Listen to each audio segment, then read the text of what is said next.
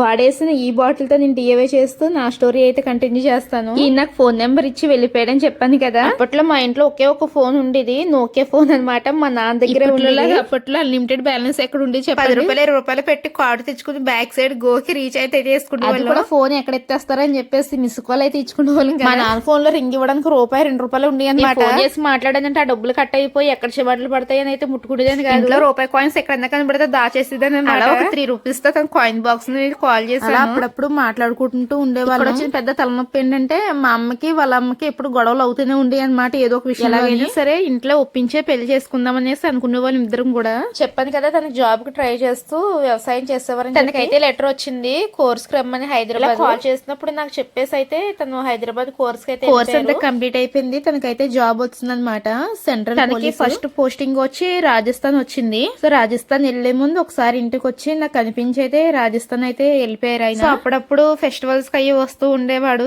అలా ఇద్దరు ఒకరికొకరు చూసుకుంటూ అలా టైం అయితే గడిచిపోతూ ఉండేది. సో 5 years అలా గడిచిపోయి కానీ అక్కడి నుంచి స్టార్ట్ అయ్యాయి అనమాట. ఇంట్లో మ్యారేజ్ చేస్తామని చెప్పేసి ఇంకా మ్యాచెస్ అయితే చూడడం స్టార్ట్ చేస్తాను. తనకి చెప్తే వాళ్ళమ్మ వాళ్ళని ఒప్పిస్తానని తాను, ఇక్కడ నేను మా అమ్మ వాళ్ళని ఒప్పిద్దామని నేను అనుకుంటాను అనుకుందాం కానీ వాళ్ళ ఇంట్లో ఒప్పుకోలేదు, మా ఇంట్లో కూడా ఒప్పుకోలేదు అనమాట.